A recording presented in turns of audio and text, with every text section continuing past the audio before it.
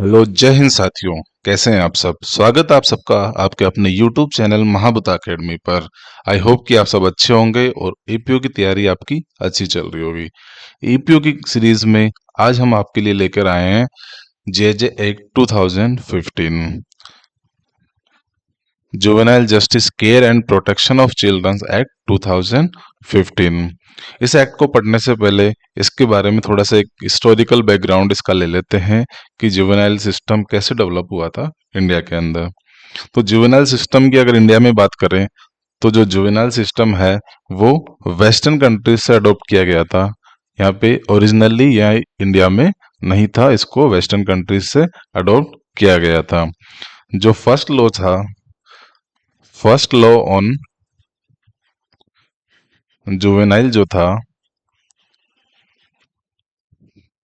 वो था the apprentice apprentice act 1850।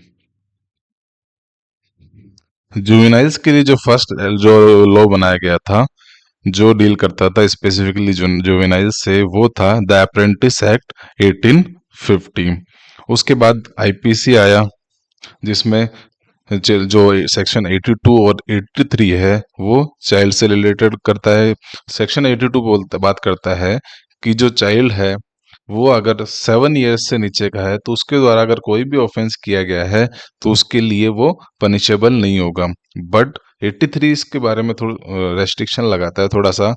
83 जब अपन पढ़ेंगे आईपीसी का तो 83 बोलता है कि child above 7 years but below 12 years, अगर उसने कोई ऐसा ऑफेंस किया है, कोई भी ऑफेंस किया है आईपीसी के अंदर, बट अगर उसमें इंसफिशिएंट मैच्योरिटी है, अभी जो उसका माइंड सेट है वो इनफ मैच्योर नहीं हुआ है, तो उसको एग्जेम्पशन दिया जाएगा, उसकी मैच्योरिटी टेस्ट की जाएगी कोई भी उसको पनिशमेंट देने से पहले।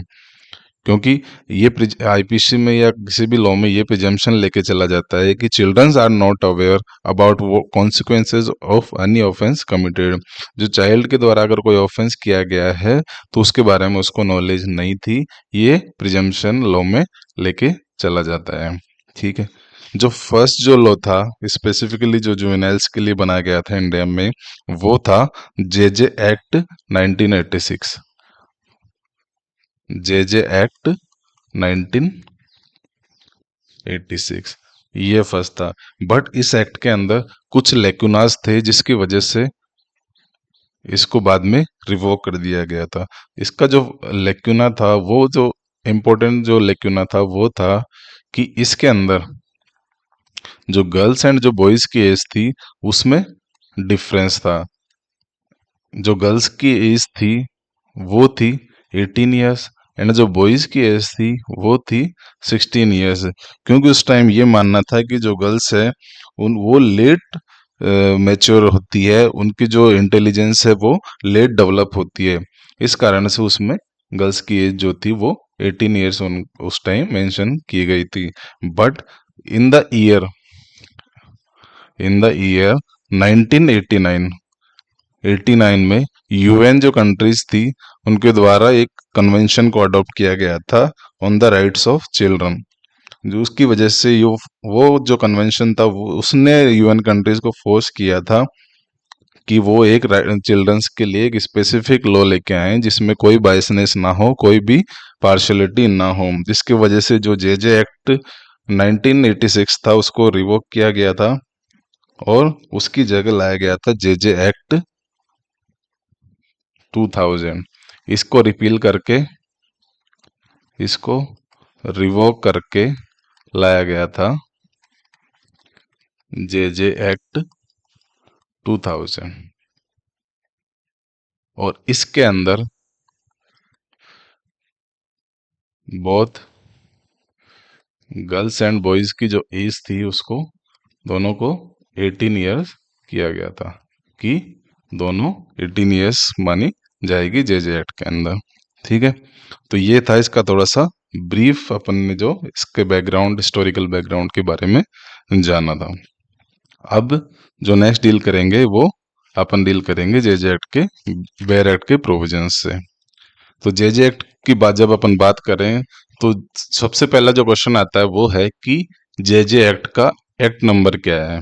तो एक्ट नंबर की बात करें तो इसका एक्ट नंबर है एक्ट नंबर 2 ऑफ 2016। मतलब कि 2016 में जो एक्ट जितने भी लेजिस्लेशन पास हुए थे पार्लियामेंट के द्वारा उसमें ये सेकंड नंबर का था। डेट ऑफ असेंट की बात करें तो इसकी डेट ऑफ असेंट है 31 दिसंबर 2015। मतलब 31 दिसंबर 2015 को इसको प्रेसिडेंट्स की असेंट मिली। और डेट ऑफ एनफोर्समेंट की बात करें मतलब कि जे एक्ट कब एनफोर्समेंट में आया था, तो जे एक्ट एनफोर्समेंट में आया था 15 जनवरी 2016। 15 जनवरी 2016 को जे एक्ट एनफोर्समेंट में आया था। 15 जनवरी 2016 से ये होल ऑफ इंडिया में एप्लीकेबल हो गया था। ठीक है दोस्तों, होल ऑफ इंडिया में नहीं हुआ था उस टाइम। ये जे एक्ट जो था वो except Jammu and Kashmir whole of India पे एप्लीकेबल था। जम्मू एंड कश्मीर में एप्लीकेबल हुआ था ये 2019 से, जब Jammu and Kashmir reorganisation act लाया गया था पार्लियामेंट के द्वारा। उसके बाद ये जम्मू एंड कश्मीर पे भी एप्लीकेबल हुआ था। उससे पहले ये जम्मू एंड कश्मीर को छोड़ के होल ऑफ इंडिया पे एप्लीकेबल होता था। अब इसके प्रियम्बल की बात करें, इसके ऑब्जेक्टिव की बात करें तो इसका जो ऑब्जेक्टिव है इसका प्रियम्बल में जो दे रखा है वो है this is an act to consolidate and amend. ये जो एक्ट लाया गया था वो पुराने सभी जो लॉ थे उनको कंसोलिडेट करके एक जगह लाने के लिए लाया गया था। उसमें जो भी नेसेसरी प्रोविजंस थे उनको अमेंड करने के लिए लाया गया था, जो भी रिलेटेड थे चाहे child in conflict with law से या child in need of care and protection से। तो इसका जो है इसमें दे रखा है कि जो जे एक्ट लाया गया था 2015, उसका मोटो था कि टू कंसोलिडेट करना और अमेंड करना सारे लॉज को जो डील करते हैं child in conflict with law से या child in care and protection से।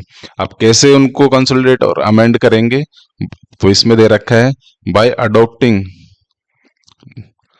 क्या क्या मेजर्स अडॉप्ट करेंगे। चाइल्ड फ्रेंडली अप्रोच करेंगे, चाइल्ड फ्रेंडली अप्रोच अडॉप्ट करेंगे।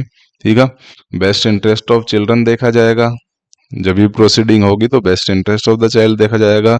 उसके रिहेबिलिटेशन प्रोग्राम के बारे में देखा जाएगा। अल्टीमेट ऑब्जेक्टिव जो होगा वो ये होगा कि चाइल्ड को कैसे रिहेबिलिटेट किया जाए।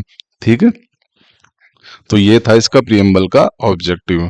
दूसरी तरफ अपन बात करें तो जे एक्ट को लाने के पीछे एक कहीं ना कहीं संविधान का भी बहुत बड़ा हाथ है, क्योंकि संविधान का जो आर्टिकल 15 है, आर्टिकल 15 क्लॉज 3 है, वो स्पेसिफिकली बात करता है कि स्टेट वुमेन्स और चिल्ड्रंस के लिए कोई भी लॉ बना सकता है। मतलब स्टेट कोई भी ऐसा लॉ बना सकता है चिल्ड्रंस और वुमेन्स के लिए जो उसको नेसेसरी लग रहा है उनके बेस्ट इंटरेस्ट के लिए। दूसरी तरफ बात करें तो आर्टिकल 19, 45 एंड 47 भी इस रिगार्डिंग बात करते हैं। तो ये भी क्रूशियल फोर्सेस हैं जे एक्ट को इम्प्लीमेंट करने के लिए। तो कॉन्स्टिट्यूशन को देखा जाए तो कॉन्स्टिट्यूशन का एक अहम रोल है जे एक्ट के इम्प्लीमेंटेशन के अंदर। दूसरी तरफ जो इसको लाने का जो एक तरीके से बोल सकते हैं कि फैक्टर है वो है कि जो गवर्नमेंट ऑफ इंडिया थी उसने एक कॉन्वेंशन था, convention on right of child, जो यूएन जनरल असेंबली के द्वारा अडॉप्ट किया गया था, उसको इंडिया के द्वारा रेटिफाई किया गया था 11 दिसंबर 1992 में। इसकी वजह से भी इंडिया को एक कोई ऐसा एक्ट पास करना था जो स्पेसिफिकली जुवेनाइल से डील करता हो, उनके राइट्स को प्रोटेक्ट करने के लिए डील करता हो। इसकी वजह, इस कन्वेंशन की वजह से गवर्नमेंट ऑफ इंडिया ने जे एक्ट को इंडिया में एनफोर्स किया था। उसके बाद उसके अलावा भी बहुत सारी चीजें थी जिसकी वजह से जे एक्ट को इम्प्लीमेंट करना पड़ा, जैसे कि बीजिंग रूल्स थे जो यूनाइटेड नेशंस के द्वारा, जो स्टैंडर्ड मिनिमम रूल सेट किए गए थे यूनाइटेड नेशंस के द्वारा, उनको फॉलो करना जरूरी था यूएन कंट्रीज के द्वारा। उसके बाद एक हेग कन्वेंशन भी हुआ था चिल्ड्रन राइट्स को प्रोटेक्ट करने के लिए, वो भी एक नेसेसरी फैक्टर था इस एक्ट को लाने के लिए। तो ये था इसका एक बेसिक ओवरव्यू जिसको अपन बोल सकते हैं, और ऑब्जेक्टिव जो था जे एक्ट को लाने का वो ये था। नेक्स्ट अपन बढ़ते हैं देखिए दोस्तों, वैसे अपन ईपीओ के सिलेबस की बात कर रहे हैं तो ईपीओ में आप सबने देखा होगा कि चैप्टर 1 से लेके चैप्टर 4 अपने प्रिलिमिनरी एग्जामिनेशन में आ रहा है, बट मेंस में पूरा सिलेबस कवर कर रहा है, पूरा JJ act complete JJ act mains में आएगा, कहीं से भी क्वेश्चन पूछ सकता है। इसलिए हम जो यहाँ पे लेक्चर ले रहे हैं उसमें पूरा जेजे एक्ट कवर किया जाएगा सेक्शन 1 से लेके 112 तक, क्योंकि मेंस में पूरा सिलेबस आएगा, कहीं से भी क्वेश्चन आ सकता है, इसलिए अपन जेजे एक्ट को पूरा यहाँ पे पढ़ेंगे। प्री की बात करें तो सेक्शन 1 से लेके सेक्शन 26 तक आ रहा है, जिसमें सेक्शन 3 को हटा दीजिए, उसके अलावा सेक्शन 1 से लेके 26 आ रहा है। बट मेंस में बात करें तो मेंस में पूरा सिलेबस आ रहा है, इसलिए अपन जेजे एक्ट को कंप्लीट यहाँ पे पढ़ेंगे। ठीक है, तो सेक्शन 1 इसका दे रखा है। सेक्शन 1 बात कर रहा है short title, extent and commencement की बात कर रहा है कि इस एक्ट का शॉर्ट टाइटल क्या होगा। तो इस एक्ट को अपन बोलेंगे juvenile justice care and protection act 2015, ये इसका हो गया शॉर्ट टाइटल। बट ये 2001 के अंदर 2021 के अंदर जेजे एक्ट में एक अमेंडमेंट हुआ था, उसके बाद से इसको जेजे अमेंडमेंट एक्ट 2021 भी बात करते हैं। जो 2021 का जो अमेंडमेंट था,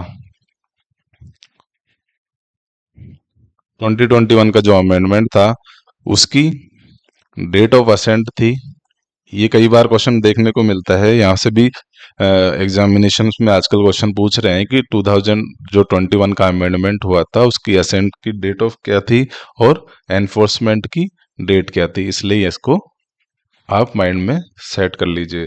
तो इसकी डेट ऑफ असेंट थी 7 अगस्त 2021 एंड डेट ऑफ असेंट तो हो गई 7 अगस्त 2021 एंड इसकी जो डेट ऑफ एनफोर्समेंट है वो है 1 सितंबर 2022, 1 सितंबर 2022।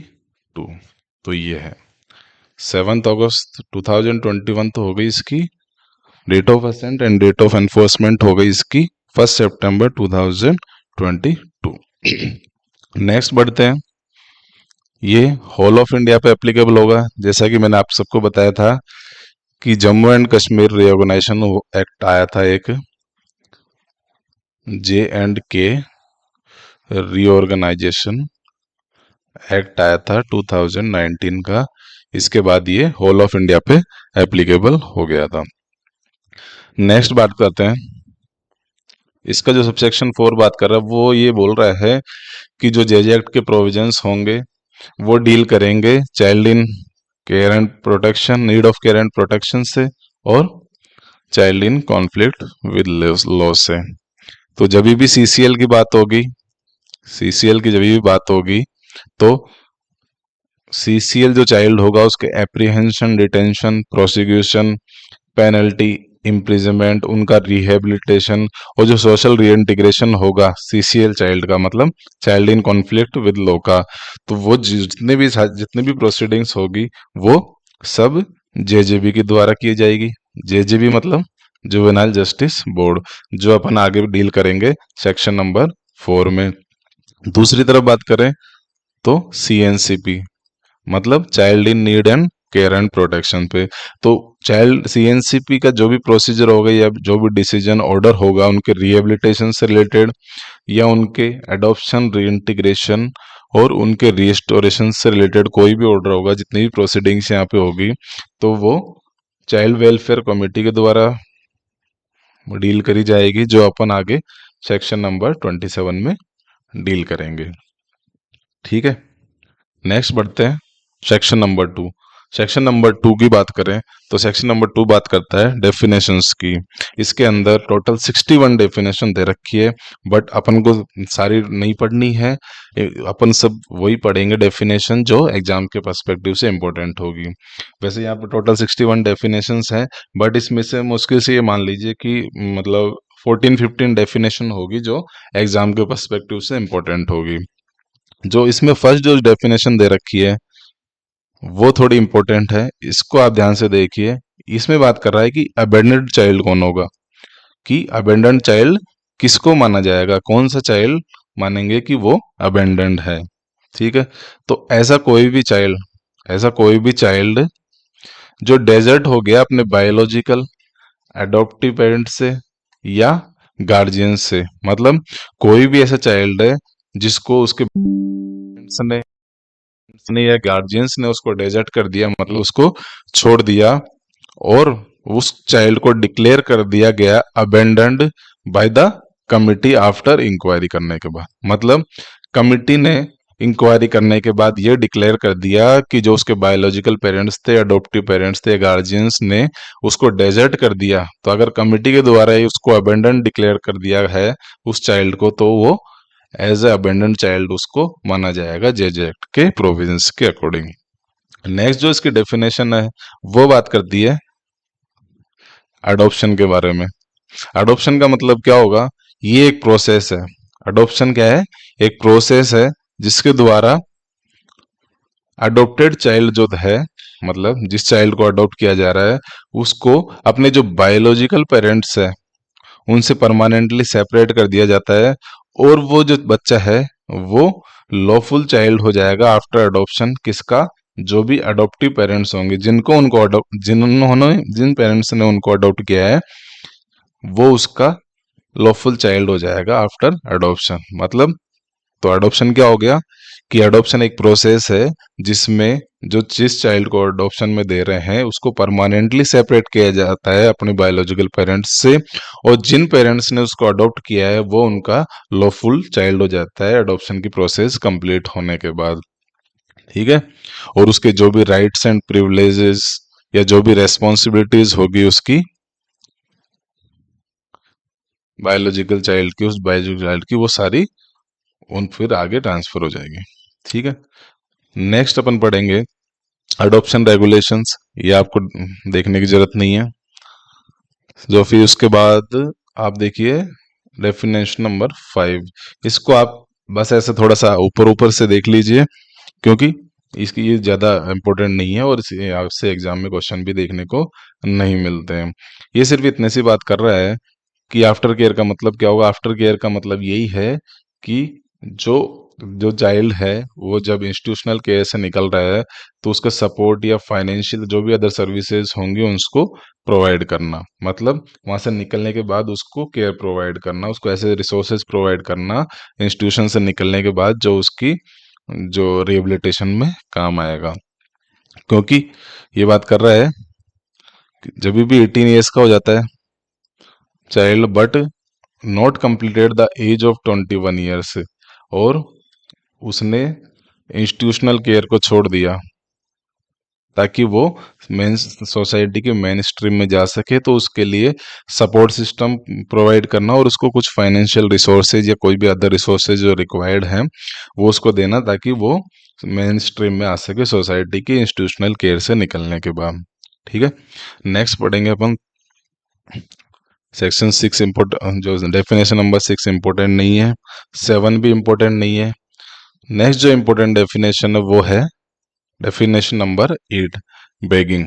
बेगिंग क्या होता है, बेगिंग यहाँ के मतलब है भीख। जो अपन जो देखते हैं कि भीख मांगते हैं लोग, उससे रिलेट बच्चे को कहीं अपन ने देखा होगा कहीं भी जंक्शंस पे या कहीं भी रोड्स पे जो बच्चे भीख मांगते हैं, उसके लिए यहाँ पे प्रोविजन दे रखा है कि इसका मतलब क्या होगा, सोलिसिटिंग और receiving arms in public places, मतलब पब्लिक प्लेसेस पे जो भीख मांगना या ऐसा कोई प्राइवेट प्रीमाइसेस पे एंटर करना for the purpose of soliciting या receiving arms under any pretence, मतलब या तो पब्लिक प्लेस पे भीख मांगना या किसी प्राइवेट प्रीमाइसेस में एंटर होके वहां पे भीख मांगना, तो ये सब यहाँ पे बेगिंग में इंक्लूड किया जाएगा। उसके बाद सेकंड बात कर रहा है एक्सपोजिंग और exhibiting with the object of obtaining or extorting arms any sore wound, मतलब कई बार आपने देखा होगा कि रोड्स पे जो भीख मांगते हैं वो जैसे कई उनके जो भी घाव होते हैं या जो भी उनका कई बार देखा होगा कि एक हाथ नहीं है, तो ऐसी चीजें दिखा के भी कोई अगर भीख मांग रहा है तो वो यहाँ पे बेगिंग के अंदर उसको इंक्लूड किया जाएगा। फिर नेक्स्ट जो डेफिनेशन है 9 दे रखी है वो बेस्ट इंटरेस्ट ऑफ चाइल्ड की बात करता है, ये ज़्यादा इंपॉर्टेंट नहीं है। 10th बोर्ड के बारे में बात करता है जो सेक्शन 4 में दे रखा है, ये भी ज़्यादा इंपॉर्टेंट नहीं है। 11 सेंट्रल अथॉरिटी से बात करता है, ये भी इंपॉर्टेंट नहीं है। फिर जो इंपॉर्टेंट डेफिनेशन है वो है डेफिनेशन नंबर 12, ये चाइल्ड से बात करती है। जेजे एक्ट में चाइल्ड कौन होगा? Child means a person who has not completed 18 years of age. ऐसा कोई भी बच्चा जिसने 18 ईयर्स की एज अभी कंप्लीट नहीं करी है उसको जेजे एक्ट के अंदर चाइल्ड माना जाएगा। नेक्स्ट जो फिर मोस्ट इंपॉर्टेंट डेफिनेशन है वो है definition number 13 and definition number 14। ये दोनों डेफिनेशन आप अच्छे से पढ़ के जाना क्योंकि यहाँ से अक्सर क्वेश्चन देखने को मिलता है। सेक्शन 13 नंबर डेफिनेशन जो बात कर रहा है वो है child in conflict with law, मतलब सीसीएल चाइल्ड की बात कर रहे हैं। तो ऐसा कोई भी चाइल्ड हु इज एलिज और found to have committed an offence, ऐसा कोई भी चाइल्ड जिसने ऑफेंस किया है, जिसको फाउंड किया है गिल्टी, मतलब जिसको फाउंड किया गया है कि उसने कोई ऐसा ऑफेंस किया है इस एक्ट के अंदर, and who has not completed 18 years of age on the date of commission of such offence, मतलब ऐसे किसी बच्चे के द्वारा ऑफेंस किया गया है जिसने जिस दिन ऑफेंस कमिट हुआ था उस दिन 18 ईयर्स की एज कंप्लीट नहीं की है, तो ऐसे चाइल्ड को अपन मानेंगे कि child in conflict with law है। तो कोई भी ऐसा चाइल्ड अगर ऑफेंस करता है जिसने 18 ईयर्स की एज कंप्लीट नहीं की है तो उसको child in conflict with law माना जाएगा जेजे एक्ट के अंदर। नेक्स्ट बात करते हैं इंपॉर्टेंट डेफिनेशन, वो है child in need of care and protection, मतलब CNCP, child in need of care and protection का मतलब क्या होगा? ऐसा कोई भी child who is found without home और सेटल प्लेस ऑफ अबोर्ड और विदाउट ऑस्टेंसिबल में, ऐसा कोई भी चाइल्ड जिसके पास रहने के लिए कोई घर नहीं है या कोई अदर सेटल्ड प्लेस नहीं है जहाँ पे वो रह सके। दूसरा, ऐसा कोई भी child who is found working in contravention of provisions of, ऐसा कोई भी चाइल्ड है जिसको फाउंड किया है in the contravention of labour laws, मतलब लेबर लॉज के प्रोविजंस को ऑफेंड करके ऐसी सिचुएशंस में वो काम कर रहा है जिसको फाउंड किया है, ठीक है, लेबर लॉज के उसके कॉन्ट्रावेंशन में उससे काम करवाया जा रहा है, तो ऐसा कोई भी चाइल्ड है उसको भी child in need of care and protection माने जाएंगे अपन। ऐसा कोई भी चाइल्ड जो भीख मांग रहा है या लिविंग ऑन सड़कों पे रह रहा है तो वो भी child in need of care and protection के अंदर आएगा। फिर बात कर रहा है ऐसा कोई भी चाइल्ड जो किसी ऐसे पर्सन के साथ रह रहा है, अब वो चाहे उसको चाइल्ड का गार्जियन हो या नहीं हो, एंड जो वो जिस पर्सन के साथ वो रह रहा है वो पर्सन उस चाइल्ड को इंजर कर रहा है, एक्सप्लॉइट कर रहा है और अब्यूज कर रहा है, नेग्लेक्ट कर रहा है उस चाइल्ड को, ठीक है, और इन वॉयलेशन ऑफ लॉ में उसको कोई काम करवा रहा है, मतलब लॉ के अगेंस्ट में उससे कोई काम करवा रहा है, ठीक है। दूसरा, उस बच्चे को डरा धमका रहा है कि वो उसको मार देगा, इसको कोई इंजरी पहुंचा देगा या एक्सप्लॉइट और अब्यूज कर देगा उस चाइल्ड को, ठीक है। तीसरा बात कर रहा है कि उसने हैज किल्ड और abuse neglected exploited some other child, उस बच्चे के सामने उसने किसी दूसरे बच्चे को मार दिया, अब्यूज कर रहा है या एक्सप्लॉइट कर रहा है ताकि वो बच्चा जिस बच्चे के सामने कर रहा है वो डर जाए और जो फिर वो जो पर्सन है उसके अकॉर्डिंग वो काम करे, तो वो भी CNCP में आएगा। तीसरा, ऐसा कोई भी चाइल्ड जो मेंटली इल है या मेंटली या फिजिकली चैलेंज है, ठीक है, वो भी CNCP में आएगा। दूसरा, ऐसा कोई भी बच्चा जिसके जो पेरेंट्स और गार्जियन है वो अनफिट है उसकी केयर करने के लिए या उन इनकेपेसिट हो गए उनकी उसकी केयर करने के लिए, डिक्लेयर कर दिया इनकेपेसिट कमिटी या बोर्ड ने, तो ऐसे कोई पेरेंट्स के या गार्जियन के साथ कोई बच्चा रह रहा है तो वो भी child in need and care protection के लिए यहाँ पे एलिजिबल होगा। फिर उसके बाद बात कर रहे हैं कोई भी ऐसा बच्चा जिसके पेरेंट्स नहीं है या कोई भी गार्जियन नहीं है जो उसकी टेक केयर कर सके या उसको प्रोटेक्ट कर सके, ठीक है। फिर बात कर रहा है कोई मिसिंग चाइल्ड या रन अवे चाइल्ड, घर से भागा हुआ चाइल्ड है, ठीक है, और रीजनेबल इंक्वायरी करने के बाद भी उसके पेरेंट्स का पता नहीं चल रहा, तो ऐसा चाइल्ड भी CNCP में आएगा। फिर नेक्स्ट बात कर रहा है ऐसा कोई भी चाइल्ड है जिसको अब्यूज किया जा रहा है या अब्यूज किया जा रहा है पहले या फ्यूचर में किया है, मतलब ऐसा कोई भी चाइल्ड जिसको पास्ट में अब्यूज किया है, अभी उसको अब्यूज कर रहे हैं, या लाइकलीहुड है कि उसको फ्यूचर में अब्यूज किया जाएगा, टॉर्चर किया जाएगा, एक्सप्लॉइट किया जाएगा for the purpose of sexual abuse और इलीगल एक्ट के लिए, तो ऐसा कोई चाइल्ड है तो वो भी सीएनसीपी में आएगा। ऐसा कोई भी चाइल्ड है जो वनरेबल फाउंड हुआ है या हैज बीन और is being likely to be inducted, ऐसा कोई भी चाइल्ड है जो वनरेबल है और ऐसा उसको लग रहा है अथॉरिटीज को कि उसको ड्रग ट्रैफिकिंग में उसको इन्वॉल्व करवा जा सकता है, तो ऐसा चाइल्ड है उसको भी सीएनसीपी में इंक्लूड किया जाएगा। ऐसा कोई भी चाइल्ड है हु इज बीइंग और likely to be abuse for unconscionable, ऐसा कोई भी चाइल्ड है जिसको अब्यूज किया जा रहा है किसी अनकंसाइनेबल गेन के लिए, तो वो भी सीएनसीपी में आएगा।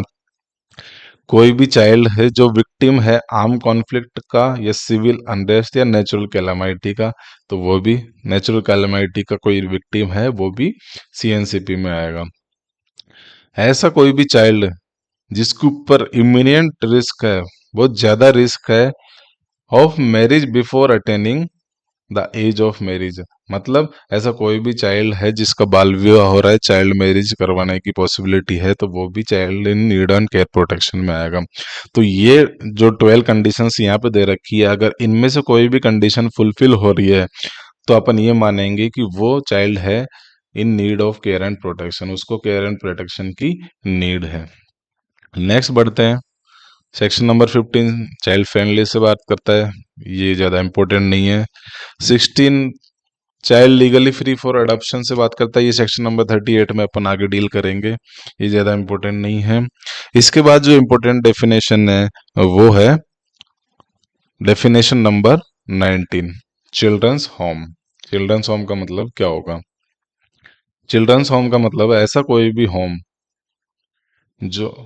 ऐसा कोई भी होम जो इस्टेब्लिश और मेंटेन किया जा रहा है किसी डिस्ट्रिक्ट में या एक से ज़्यादा डिस्ट्रिक्ट में स्टेट गवर्नमेंट के द्वारा, या तो स्टेट गवर्नमेंट उसको खुद मेंटेन कर रही है, एस्टेब्लिश कर रही है, या किसी वॉलंटरी या एनजीओ ऑर्गेनाइजेशन से उसको मेंटेन किया जा रहा है।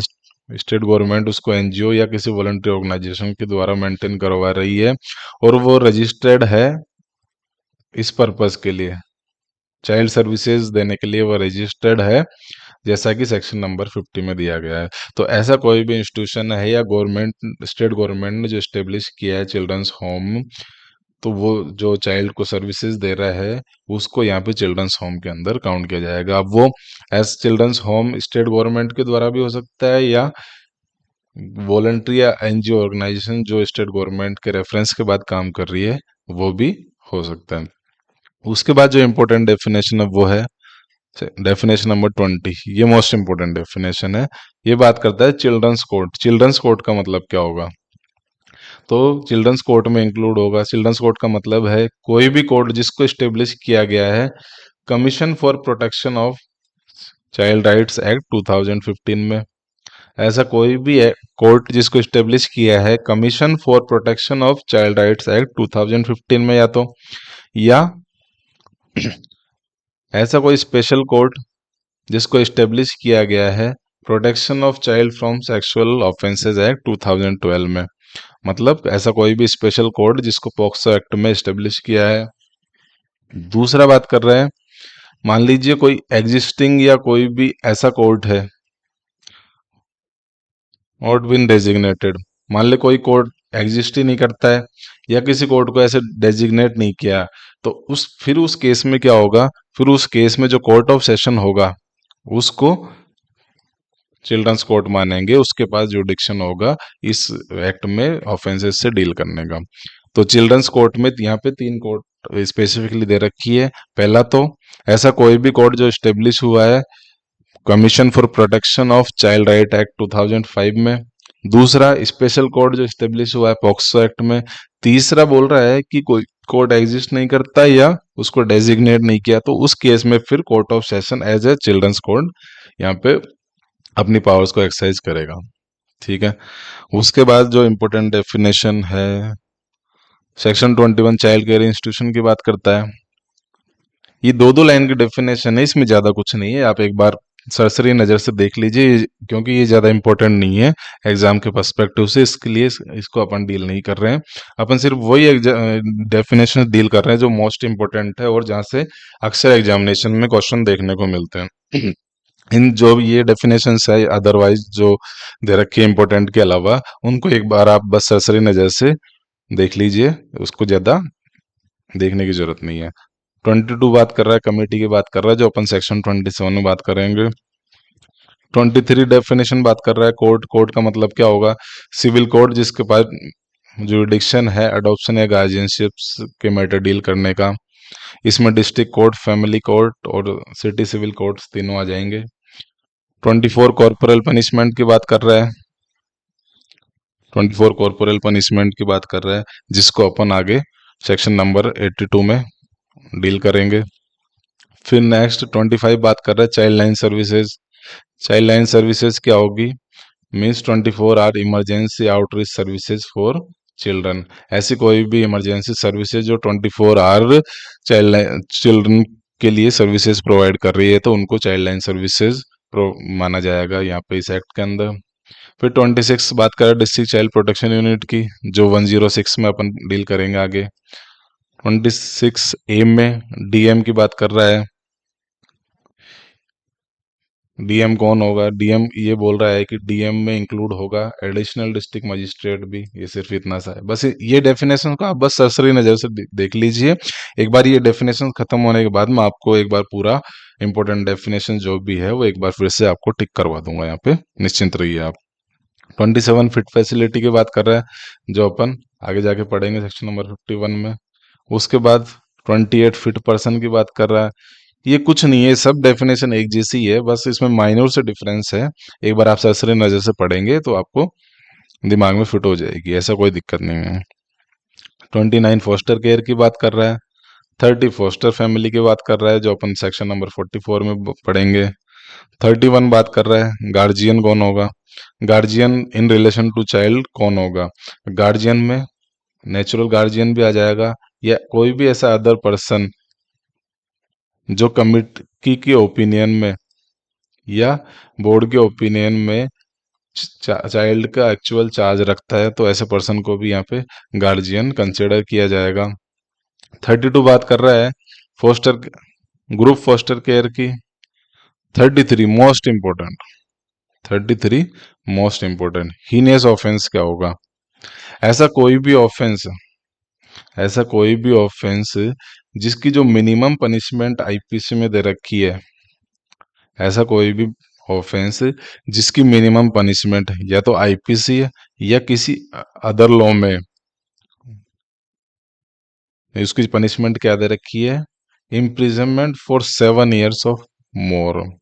तो ऐसा कोई भी ऑफेंस जिसके लिए आईपीसी या किसी अदर लॉ में जो इम्प्रिजनमेंट दे रखी है वो है कम से कम 7 साल की या 7 साल से ज्यादा की, तो ऐसा कोई भी ऑफेंस है तो उसको हीनियस ऑफेंस की कैटेगरी में यहाँ पे देखा जाएगा।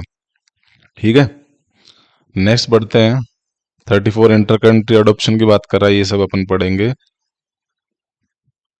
सेक्शन जो फिर 35 डेफिनेशन है वो जुवेनाइल की बात कर रहा है। जुवेनाइल का मतलब क्या होगा? जुवेनाइल का मतलब child below the age of 18 years, 18 साल से जो नीचे का चाइल्ड है उसको जुवेनाइल डील किया जाएगा यहाँ पे।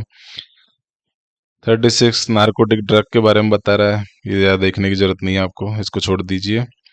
37 नो ऑब्जेक्शन सर्टिफिकेट की बात कर रहा है, ये भी आप छोड़ सकते हैं। 38 नॉन रेजिडेंट इंडियन की बात कर रहा है, ये भी कोई पढ़ने की जरूरत नहीं है। 39 नोटिफिकेशन, ये भी पढ़ने की जरूरत नहीं है। 40 ऑब्जर्वेशन होम। ऑब्जर्वेशन होम ऐसा कोई भी ऑब्जर्वेशन होम जिसको इस्टेब्लिश किया गया है किसी डिस्ट्रिक्ट में स्टेट गवर्नमेंट के द्वारा, या कोई अदर वॉलंटरी या एनजीओ ऑर्गेनाइजेशन उसको रन कर रही है, तो उसको ऑब्जर्वेशन होम माना जाएगा, जो सेक्शन 47 में दे रखा है। ठीक है, फिर उसके बाद नेक्स्ट बात करते हैं डेफिनेशन नंबर 41। ये भी ज़्यादा इम्पोर्टेंट नहीं है, इसके बस आप देख लीजिए थोड़ा सा ओपन शेल्टर क्या होता है, जो सेक्शन नंबर 43 में दे रखा है। फिर इसके बाद जो इम्पोर्टेंट है वो है 42 ऑर्फन। ऑर्फन क्या होगा? ऑर्फन का मतलब क्या होगा? कोई भी ऐसा child who is without biological और अडॉप्टिव पेरेंट्स और लीगल गार्जियन। ऐसा कोई भी चाइल्ड जिसका ना तो कोई बायोलॉजिकल पेरेंट्स है, ना ही कोई अडॉप्टिव पेरेंट्स है, ना ही कोई उसका लीगल गार्जियन है, तो उसको ऑर्फन माना जाएगा। दूसरा दूसरा बात कर रहा है कि ऐसा कोई भी child whose legal guardian he is not willing to take और capable of taking care of the child. मतलब ऐसा कोई भी लीगल गार्जियन है चाइल्ड का, वो नॉट विलिंग है, विलिंगनेस नहीं है उसको, और ना ही वो कैपेबल है उस चाइल्ड की केयर करने के लिए। तो ये दोनों सिचुएशन अगर होती है तो उस चाइल्ड को फिर ऑर्फन माना जाएगा। मतलब पहला तो ऐसा कोई भी चाइल्ड जिसको बायोलॉजिकल एडॉप्टिव पेरेंट्स या लीगल गार्जियन तीनों में से कोई भी नहीं है उसका, या उसका जो लीगल गार्जियन है वो अनेबल है उसकी केयर करने के लिए, तो उसको ऑर्फन माना जाएगा इस एक्ट के अंदर। फिर 43 ओवरसीज सिटीजन्स की बात करता है, ये नहीं पढ़ना अपन को। 44 पर्सन ऑफ इंडियन ओरिजिन की बात करता है, ये नहीं पढ़ना। फिर पढ़ना है अपन को 45, ये भी मोस्ट इंपोर्टेंट है। पीटी ऑफेंसेस क्या होंगे? पीटी ऑफेंसेस का मतलब क्या होगा? PT offences includes the offences, ऐसे कोई भी ऑफेंसेस जिनके लिए जो minimum punishment, sorry, PT offences ऐसे ऑफेंसेज होंगे जिनके लिए जो मैक्सिमम पनिशमेंट आईपीसी या किसी अदर लॉ में दे रखी है वो है अप टू 3 इयर्स। मतलब ऐसा कोई भी ऑफेंस जिसके लिए आईपीसी या किसी अदर लॉ में जो पनिशमेंट प्रोवाइडेड है वो है अप टू 3 इयर्स। 3 साल तक की इम्प्रिजनमेंट जिन ऑफेंसेस के लिए दे रखी है उनको अपन मानेंगे कि वो पीटी ऑफेंसेस कहलाते हैं। ठीक है। नेक्स्ट जो अपन पढ़ेंगे 46 में प्लेस ऑफ सेफ्टी दे रखा है, ये भी नहीं पढ़ना अपन को। 47 प्रेस्क्राइब दे रखा है, ये भी पढ़ने की कोई आवश्यकता नहीं है। प्रोबेशन ऑफिसर, ये भी पढ़ने की जरूरत नहीं है। इसमें सिर्फ इतना सा दे रखा है कि कोई भी ऐसा ऑफिसर जिसको अपॉइंट किया गया है स्टेट गवर्नमेंट के द्वारा as a probation officer under the probation of offenders act 1958 में, ठीक है, या कोई भी ऐसा लीगल ऑफिसर या प्रोबेशन ऑफिसर जिसको स्टेट गवर्नमेंट के द्वारा अपॉइंट किया गया है under district child protection unit. तो ये दोनों ऑफिसर जो भी हैं उनको प्रोबेशन ऑफिसर की कैटेगरी में यहाँ पे माना जाएगा। 49 प्रोस्पेक्टिव अडॉप्टिव पेरेंट्स की बात कर रहा है। मतलब जो पेरेंट्स चाइल्ड को अडॉप्ट कर रहे हैं, जिन्होंने एप्लीकेशन लगाई है चाइल्ड को अडॉप्ट करने के लिए, उनको यहाँ पे पर्सपेक्टिव अडॉप्टिव पेरेंट्स मानेंगे अपन, जो सेक्शन 57 में दे रखा है। पब्लिक प्लेस का मतलब क्या होगा? पब्लिक प्लेस का सेम वही मीनिंग होगा जो इमोरल ट्रैफिक प्रिवेंशन एक्ट के अंदर उसकी डिफाइन कर रखा है, वो सेम यहाँ पे उसकी डेफिनेशन को अपन सेम मीनिंग मानेंगे। 51 रजिस्टर्ड की बात कर रहा है, इसको ज़्यादा डील करने की जरूरत नहीं है। इसमें सिर्फ इतना सा बोल रहा है कि कोई भी इंस्टीट्यूशन है, जो एजेंसीज है या फैसिलिटीज़ हैं, वो चाइल्ड सर्विसेज प्रोवाइड कर रही है तो उनको स्टेट गवर्नमेंट से रजिस्टर्ड होना पड़ेगा। नेक्स्ट बात कर रहा है रिलेटिव 52, ये भी कोई ज़्यादा इम्पोर्टेंट नहीं है। इसका मतलब सिर्फ इतना सा है, in relation to child relative कौन होगा for the purpose of adoption. Adoption के पर्पज के लिए इस एक्ट में रिलेटिव वो कौन होगा? उसका अंकल, आंट, मैटरनल अंकल और आंट, और पेरेंटल ग्रैंड पेरेंट और मैटरनल ग्रैंड पेरेंट को यहाँ पे रिलेटिव माना जाएगा। ठीक है, मतलब चाचा चाची, मामा मामी, नाना नानी, इनको यहाँ पे रिलेटिव माना गया है। ठीक है। 53 स्टेट एजेंसी की बात कर रहे हैं। जो स्टेट अडॉप्शन रिसोर्स एजेंसी होगी ना, जिसको अपन शॉर्ट में सारा बोलते हैं, जो स्टेट गवर्नमेंट ने सेटअप की है अडॉप्शन के प्रोसीजर को डील करने के लिए, जो सेक्शन 67 में दे रखी है, वो दे रख उससे डील करता है स्टेट एजेंसी से सेक्शन 67। फिर 54 है मोस्ट इम्पोर्टेंट, मोस्ट इम्पोर्टेंट, ये बात करता है सीरियस ऑफेंसेस से। सीरियस ऑफेंसेस क्या होंगे? सीरियस ऑफेंसेस वो ऑफेंसेस होते हैं जिनके लिए जो पनिशमेंट प्रोवाइड की गई है आईपीसी या किसी अदर लॉ में, वो है minimum imprisonment for term more than 3 years, 3 साल से ज्यादा की imprisonment, and not exceeding 7 years. मतलब ऐसा कोई भी ऑफेंस जिनके लिए आईपीसी में या किसी अदर लॉ में जो इम्प्रिजनमेंट प्रोवाइड की गई है वो है मिनिमम 3 इयर्स, जो एक्सटेंड होके जा सकती है 7 ईयर्स तक। तो ऐसा कोई भी ऑफेंस होंगे उनको अपन मानेंगे कि वो सीरियस ऑफेंसेस हैं। दूसरा, maximum imprisonment for a term more than 7 years. किसी ऑफेंसेस के लिए जो इम्प्रिजनमेंट प्रोवाइड की गई है वो मोर देन 7 ईयर्स के लिए प्रोवाइड की गई है, बस बट उस ऑफेंस के लिए कोई भी मिनिमम पनिशमेंट प्रोवाइड नहीं की गई है। तो ऐसा कोई भी ऑफेंस है तो उसको भी अपन सीरियस ऑफेंस की कैटेगरी में मानेंगे। Minimum imprisonment for less than 7 years या minimum imprisonment for less than 7 years provide की गई है, तो ये सब केसेस में उसको अपन सीरियस ऑफेंस मानेंगे। 55 में स्पेशल जुवेनाइल पुलिस यूनिट के बारे में बात कर रहा है जो अपन 107 में पढ़ेंगे आगे। 56 में स्पेशल होम है। 57 स्पेशलाइज अडॉप्शन एजेंसी से बात कर रहा है। 58 स्पॉन्सरशिप से बात कर रहा है। 59 स्टेट गवर्नमेंट की बात कर रहा है, स्टेट गवर्नमेंट क्या होगा। फिर 60 बात कर रहा है सरेंडर्ड चाइल्ड से। सरेंडर्ड चाइल्ड जो 60 में दे रखा है वो थोड़ा इंपॉर्टेंट है, एक बार इसको अपन देख लेते हैं। सरेंडर चाइल्ड कौन होगा? ऐसा कोई भी चाइल्ड जिसको रेलिंकिश कर दिया गया है उसके पेरेंट्स गार्जियंस के द्वारा, ठीक है, ऑन अकाउंट ऑफ फिजिकल, किसी भी फिजिकल रीजन से या किसी इमोशनल या सोशल फैक्टर की वजह से उसके पेरेंट्स या गार्जियन ने उसको रेलिंकिश कर दिया है कमिटी को, और कमिटी ने उसको डिक्लेयर कर दिया एज ए सरेंडर चाइल्ड। तो उसके बाद जो वो चाइल्ड होगा उसको सरेंडर्ड चाइल्ड माना जाएगा इस एक्ट के अंदर।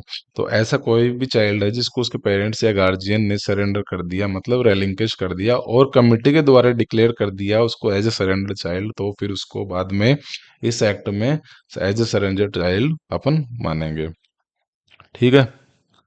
फिर 61 से रेफरेंस की बात कर रहा है कि जो भी वर्ड्स एंड एक्सप्रेशन यहाँ पे यूज किए गए हैं बट इस एक्ट में डिफाइंड नहीं है और किसी दूसरे एक्ट में वो डिफाइन कर रखे हैं, तो उन वर्ड्स और एक्सप्रेशंस का सेम मीनिंग होगा जो दूसरे अदर एक्ट में डिफाइन कर रखा है। ठीक है।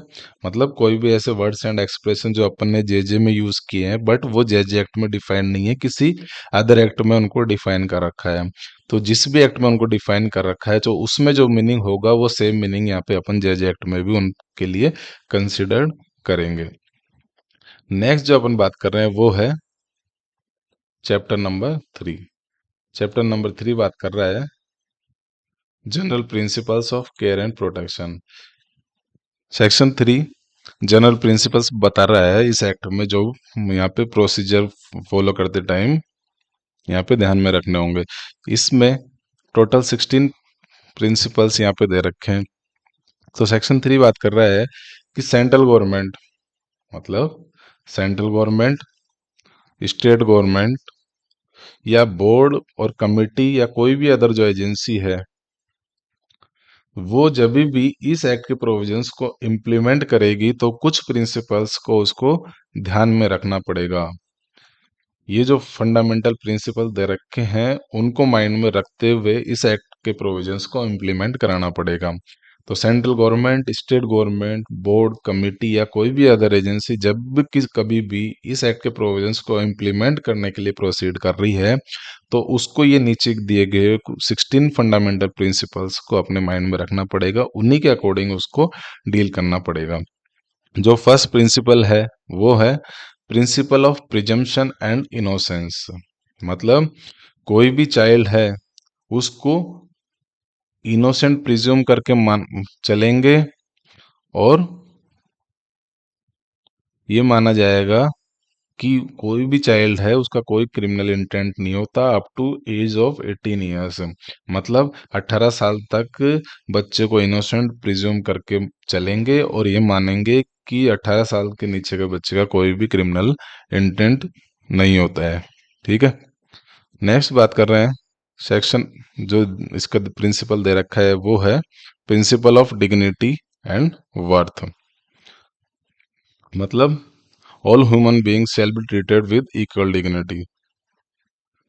सभी को इक्वल डिग्निटी और इक्वल राइट से डील करना पड़ेगा। थर्ड बात कर रहा है प्रिंसिपल ऑफ पार्टिसिपेशन।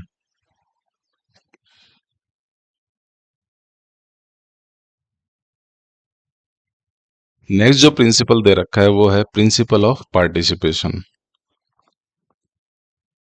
जिस भी चाइल्ड की जो प्रोसीडिंग चल रही है उसमें उस चाइल्ड को राइट टू बी हर्ड देना पड़ेगा और right to participate in all proceedings देना पड़ेगा।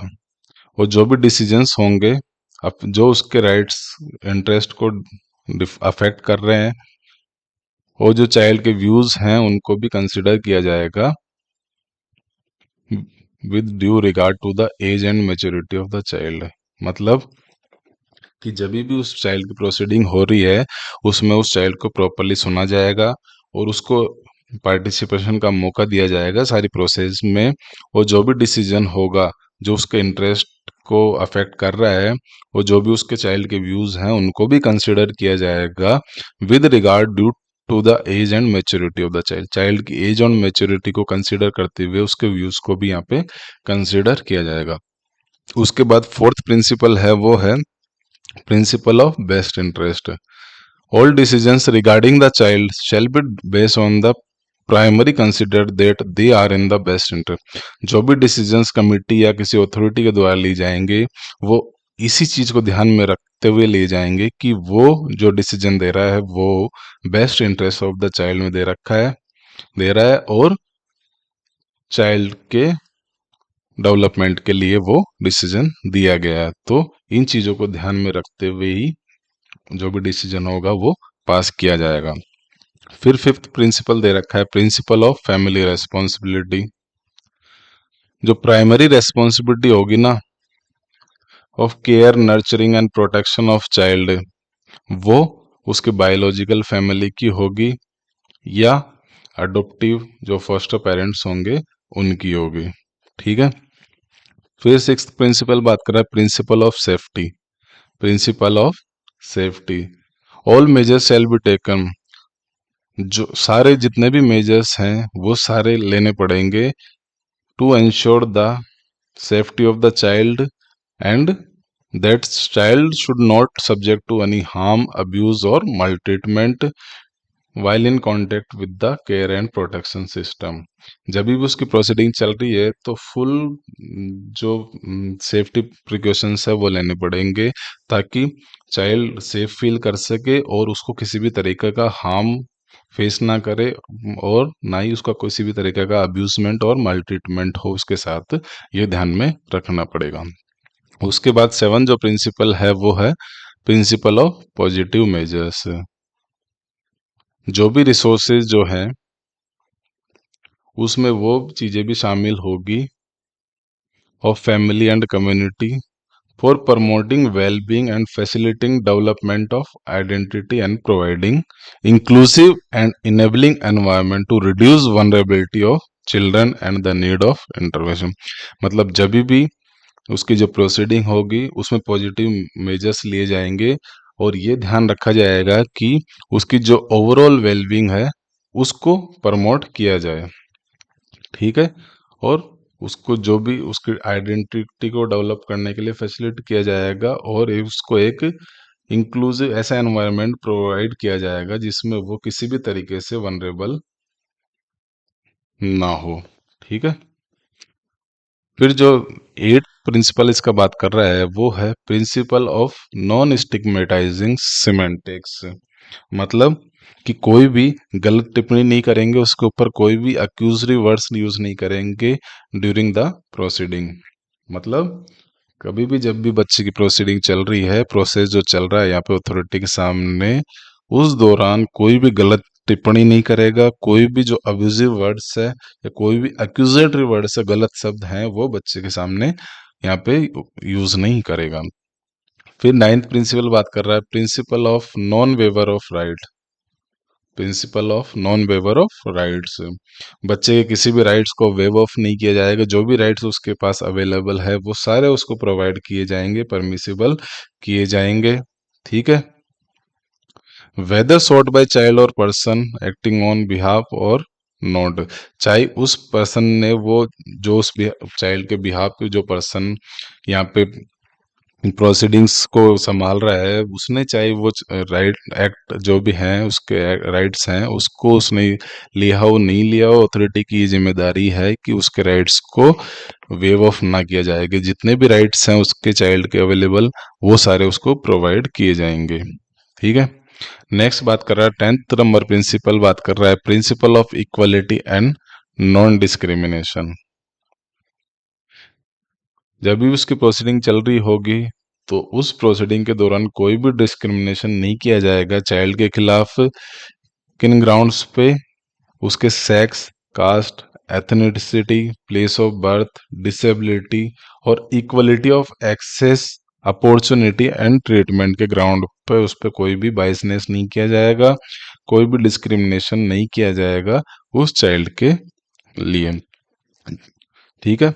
तो ड्यूरिंग प्रोसीडिंग कोई भी डिस्क्रिमिनेशन नहीं किया जाएगा, ये प्रिंसिपल ऑफ इक्वलिटी लेके चलना पड़ेगा। फिर बात कर रहा है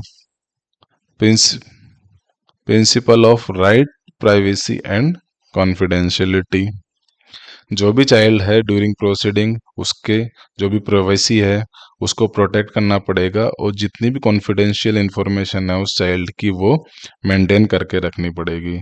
ठीक है। During the whole judicial process, मतलब उसकी राइट टू प्राइवेसी है, और जो भी कॉन्फिडेंशियलिटी है, कॉन्फिडेंशियल चीज़ें हैं उस चाइल्ड की, वो हमेशा प्रोटेक्ट करके रखी जाएगी। उसकी प्राइवेसी को अपहेल्ड नहीं किया जाएगा, उसकी प्राइवेसी को मतलब मेंटेन करके रखा जाएगा। ठीक है। वेव ऑफ नहीं किया जाएगा उसके राइट्स को।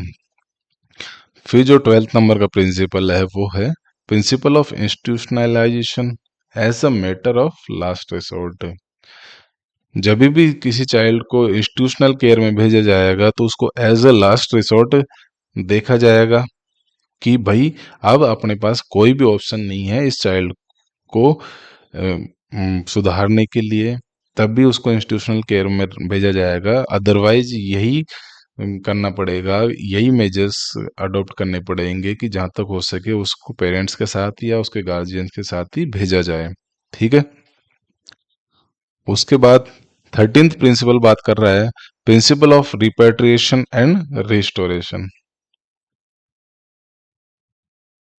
Every child in the juvenile system during the proceedings यही कोशिश करनी होगी कि वो जो चाइल्ड है वो रीयूनाइटेड हो सके उसकी फैमिली के साथ। ठीक है। और उसको सेम सोशियो इकोनॉमिक और कल्चरल स्टेटस में अपन वापस रिस्टोर कर सकें, यही इसी प्रिंसिपल को ध्यान में रखते हुए पूरी प्रोसेस की जाएगी। फिर 14th प्रिंसिपल है वो बात कर रहा है प्रिंसिपल ऑफ फ्रेश स्टार्ट। जो भी पास्ट रिकॉर्ड है चाइल्ड के ड्यूरिंग प्रोसीडिंग, जो भी उसके जो पास्ट रिकॉर्ड है वो सारा इरेज कर दिया जाएगा, एक्सेप्ट अदरवाइज कोई स्पेशल सर्कमस्टेंसेस है उस केस में अपन उसको पास्ट रिकॉर्ड को रख सकते हैं। बाकी अदर केसेस में जो भी उसकी प्रोसीडिंग है पास्ट रिकॉर्ड है वो सब इरेज करना पड़ेगा, ताकि वो एक फ्रेश स्टार्ट कर सके और किसी भी प्रकार की कोई भी डिस्क्वालिफिकेशन वो इन फ्यूचर सफर ना कर सके। फिर principle of diversion 15th principle है, फिफ्थ प्रिंसिपल ऑफ डाइवर्जन। ठीक है। Measures of dealing with child in conflict with law without resorting to judicial proceedings. Other कोई प्रोविजंस है, कोई भी जो मेजर्स है वो अगर पॉसिबल हो सके तो वो भी लेने चाहिए अथॉरिटीज को जुडिशियल प्रोसीडिंग्स के साथ साथ ही। ठीक है। तो जुडिशियल प्रोसीडिंग्स के साथ अदर जो भी मेजर्स है उनको भी प्रमोट करना चाहिए, क्योंकि after all best interest of the child यहाँ पे देखा जाएगा। जो भी प्रोसीडिंग होगी, जो भी ऑर्डर्स पास की जाएंगे वो बेस्ट इंटरेस्ट ऑफ चाइल्ड में दिए जाएं। इसीलिए जो भी जितने भी मेजर्स है जुडिशियल प्रोसीडिंग के साथ जो भी अदर मेजर्स है उनको भी प्रमोट किया जाएगा। ठीक है। बट अगर जो अदर मेजर्स हैं वो बेस्ट इंटरेस्ट में नहीं है चाइल्ड के, तो फिर उनको प्रमोट नहीं किया जाएगा, उनको यूज नहीं किया जाएगा। फिर बात कर रहा है 16th जो लास्ट प्रिंसिपल है वो बात कर रहा है प्रिंसिपल ऑफ नेचुरल जस्टिस की। बेसिक प्रोसीजरल स्टैंडर्ड्स है, मतलब जो भी प्रोसीडिंग होगी वो फेयर प्रोसीडिंग होगी। ठीक है। फेयर हियरिंग होगी, जो भी प्रोसीडिंग चल रही चाइल्ड की वो फेयर हियरिंग होगी और रीजनेबल अपॉर्चुनिटी होगी। कोई किसी भी तरीके का कोई भी बाइसनेस नहीं होगा। ठीक है। और जितने भी पर्सन हैं उनको सबको अपॉर्चुनिटी प्रोवाइड करनी पड़ेगी, प्रिंसिपल ऑफ नेचुरल जस्टिस क्योंकि यहाँ पे फॉलो हो रहा है इसलिए। तो ये थी आज की अपनी छोटी सी क्लास जुवेनाइल जस्टिस एक्ट की। नेक्स्ट क्लास में अपन डील करेंगे सेक्शन नंबर 4 से लेके नेक्स्ट जितने भी आगे सेक्शंस है उनको सबको डील करेंगे। हो सकता है जेजे एक्ट के लिए अपन को आगे 2 क्लासेस लेनी पड़े क्योंकि एक क्लास में पॉसिबल नहीं होगा कि पूरा एक्ट कवर हो सके, इसलिए मैं सोच रहा हूँ कि यहाँ पे 2 या 3 जितनी भी क्लास होगी वो पूरी ले लेंगे अपन, ताकि जेजे एक्ट के एक एक प्रोविजंस को अच्छे से डील किया जा सके। तो आज के लिए बस इतना ही। उम्मीद करते हैं कि आज कल जो लेक्चर है वो आपको पसंद आया होगा। अगर पसंद आया है तो एक छोटी सी विनती हमारी ये है कि आप इस लेक्चर को लाइक शेयर कीजिए और अपने दोस्तों के साथ भी शेयर कीजिए, ताकि वो भी इस चीज़ का बेनिफिट ले सके जो भी एपीओ में अभी अपीयर होने वाले हैं। ठीक है, तो मिलते हैं नेक्स्ट लेक्चर में आगे के प्रोविजंस को लेके। तब तक के लिए धन्यवाद। जय हिंद।